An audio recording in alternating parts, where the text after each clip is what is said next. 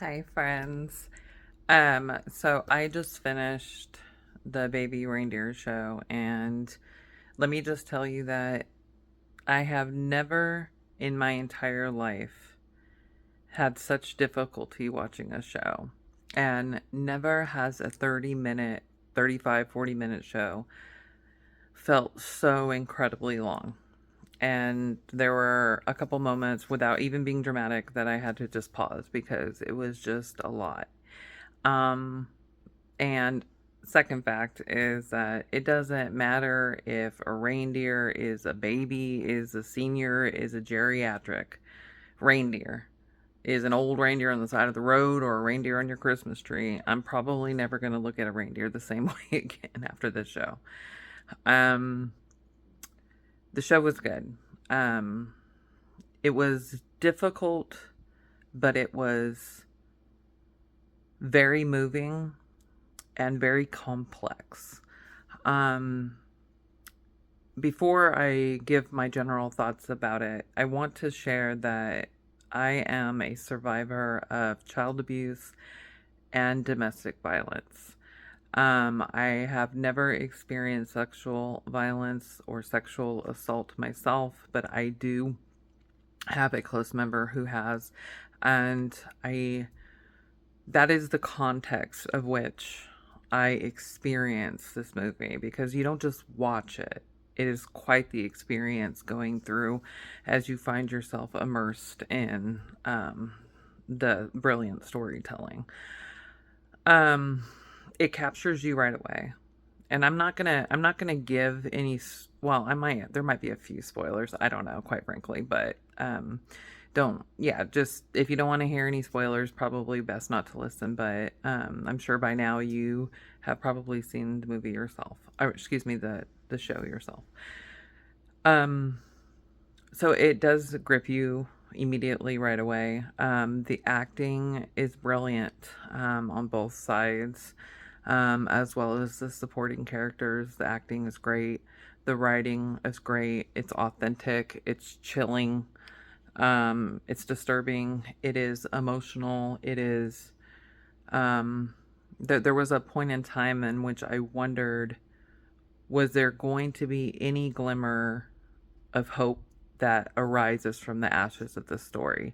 Was there going to be a phoenix rise of a moment? Was there ever going to be a time in which the waves receded and there were some jewels, oysters, pearls, seashells, something beautiful left on the shore of the heartache and of the trauma and of the pain and confusion? And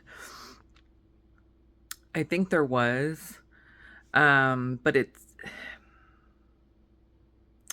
for me, when it's all said and done, it was a beautiful but trauma inducing story. It's it's worth your viewership if you think that you can um appreciate the art of film. It's a piece of art, and it is worthy of all the acclaim that it's gotten so far. Um, with that being said, I want to go through some of the more challenging parts of it, at least for me personally. Um, it was very, very difficult to get through like the mid points in the show where more of the sexual violence was depicted, and the drug abuse too was very difficult for me. I have a family member um, who had issues with addiction, and it is very painful to for me to witness anyone using drugs. In fact, it was just, yeah, that, I mean, seeing the drug abuse was difficult for me.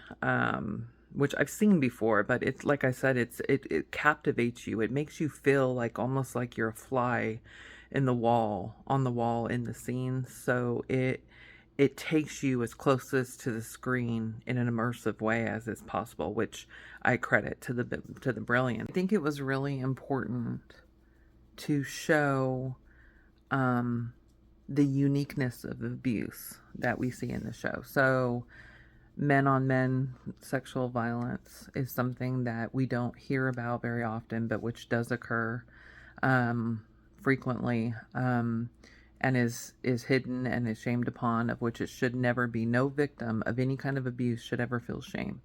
And so it was a good thing that, to me, that it shed light on that abuse taking place in this world, because it is a very dark side of this world, and people need to understand that it happens, and that, you know, there's people that they may know that have been victimized. Um, Also, you know, this idea that, you know, women don't go to these kind of lengths to stalk and harass and be violent towards men, it needs to be dispelled, because that is a myth as well. And so I think that was a really positive thing that the show did as well. Um, so I, it's hard to explain. It's a haunting show. It haunts you in a way, and it leaves you feeling quite dirty, and I don't like that. And so while I get what it can bring to the discussions of abuse, and I get what it is in its incredible art form, it's definitely not for everyone. If it was, I probably, no, I should have stopped it earlier, just because for me, it's just you know, a lot of things in life, most things are cost benefit analysis, and the cost of watching the show, I think for me, is just not feeling particularly good afterwards, versus the benefit of experiencing art and something that's real and authentic, especially in this day and age where everything is starting to become AI, and everything seems to be computer generated, and people put on masks and things. It just, it was, I wanted to see something that felt real again, but I think it was at the expense of feeling my best. And so when you're caring about yourself, and when self-care is important to you, I think it's important to keep in mind that what we read, what we see, what we do matters. And I don't typically watch things like this.